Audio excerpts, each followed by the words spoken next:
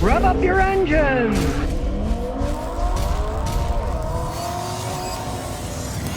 Steven 1009 says, when should I do the first oil change on a new car? I got a new Honda CR-V 2023 hybrid. I completed 1,000 miles. Do I need to change the oil now, break in?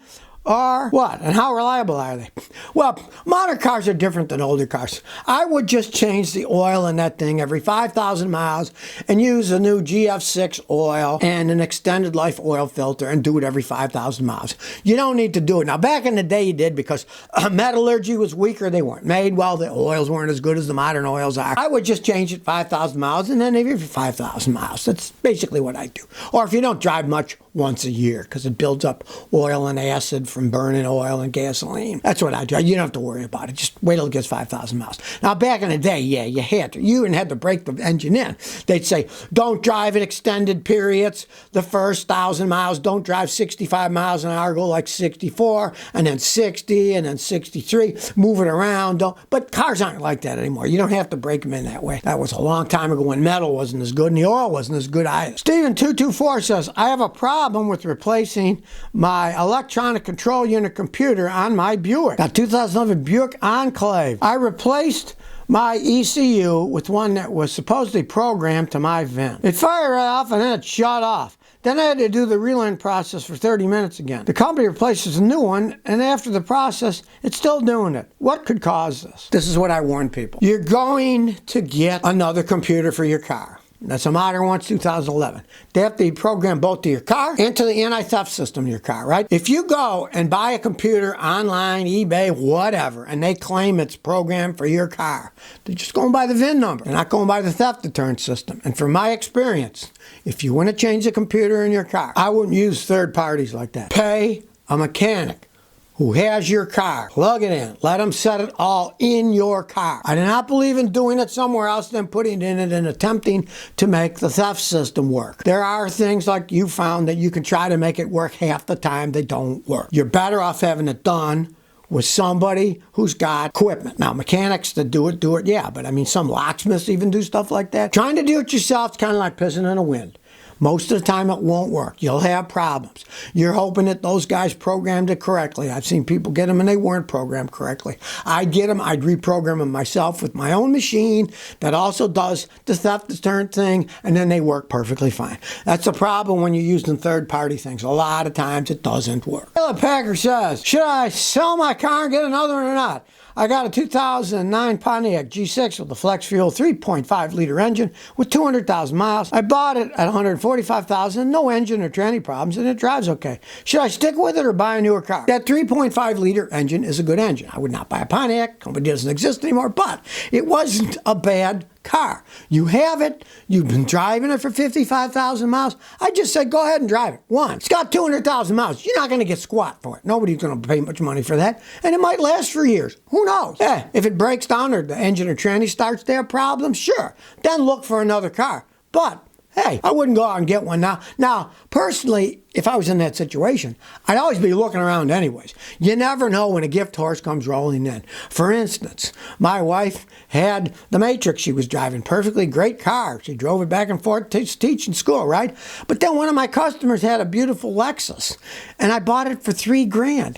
I didn't need a car, but she loves the Lexus, right? And then I drive the Matrix. So keep looking around, and if you find a great deal, go ahead and do it. But I wouldn't just go out and get rid of it now. It runs okay. What the heck? They're not bad engines as long as it runs. Might last for a few more years. You never know. Malik says, nobody can diagnose my 2011 Chevy Silverado. 205,000 miles with a V8. It doesn't accelerate good until I get into third gear. Once I go there, it runs okay. I've changed everything. Crank sensor, oil pressure sensor, NOx sensor, MAF sensor, throttle body, catalytic converter, even a transmission, but it still does it. I don't think it's a fuel pump. It's not overheating or anything. Okay, well, I can just about guarantee you it's either the fuel pump or the fuel injectors are old and they're not spraying correctly. The way you test a fuel pump, you got to pay a mechanic to do it correctly. One, it's got to be pressure tested. You hook up a pressure gauge, and it's a cow on that vehicle because the lines aren't made. You got to get special fittings to on-snap and snap them on the gauge, watch it, right? But you also have to do a fuel pump volume test. You could have the correct pressure, but it might not push enough volume. You got 205,000 miles. If you got the original fuel pump, I can guarantee you that's probably it because they only last so long. And like you already said, the fuel pump has the fuel filter built in it, so you're going to be changing them both at the same time. I would just start there. And I can just about guarantee you that fix. Right back, put a fuel pump right back. I'll look for Malik, see if you fixed it that way. And it sure makes sense to me. I would just change the fuel pump. Or if you don't want to just go out and change it, have it pressure and volume tested. You got to do both to get a full test of the fuel pump to see if it's still working. Glenn Joe says, my Toyota Corolla starter stopped working, then it started. Something weird happened with my 2010 Toyota Corolla. Car wouldn't start. AAA came. The guy said, well, your battery's okay. He reached in and fiddled with some wires and it started. He said something about a wire. He said, don't worry about it. It's fine. But it has been so far. What do you think? You could have easily had a loose wire. Electricity travels through the wires. Wherever there's a connector, either where it's bolted on or where a wiring connector snaps them together. If that gets loose, the starter won't work because it takes a certain amount of power to make the starter go.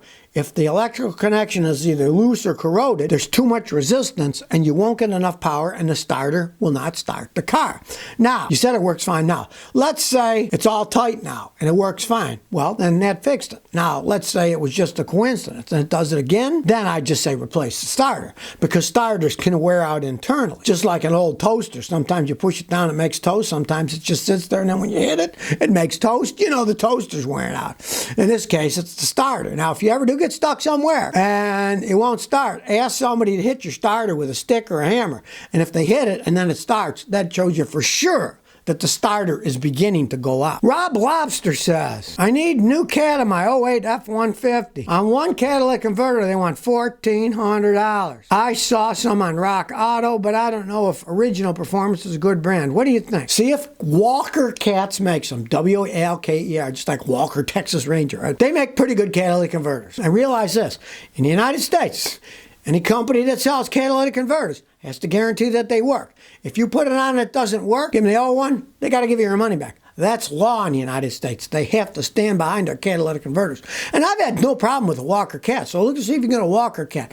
I don't trust anything that's on online stuff that's cheap like that from companies I've never heard of. I've had people do that. I put them on and they don't work right. And yeah, good luck trying to send it back to Rock Auto and getting your money back, you know. Plus you got to put it on and take it off, pain in the butt. See if Walker Cat makes one. If they do, it's a good company. Well, I just read an interesting article about the realities behind wind and solar power. The big reality is they cost a fortune and the governments need to go into gigantic debts to pay for the stuff. As I said the other day, if you wanted to make the world solar power, you would have to have solar panels that would take up more space on planet Earth than every dwelling and building and city and town takes up presently. That's a lot of space, and it would cost trillions and trillions of dollars, right? This isn't something that just pops up, there it is, right? And of course, there's the problem of the mismatch of energy and transmission. If you make too much of it, what are you going to do with it? Right? You got to store it. Well, the storage also costs a small fortune, generally uses batteries which have a limited lifespan, and then, you know, they go out, they got to be replaced. You put in a nuke or you have a hydroelectric plant, they go for decades and decades and decades. You don't have to continually being replaced because they have a longer lifespan and they can be adjusted to what you want. You need less power, you don't put so much out, right? And you can put it out, guess what?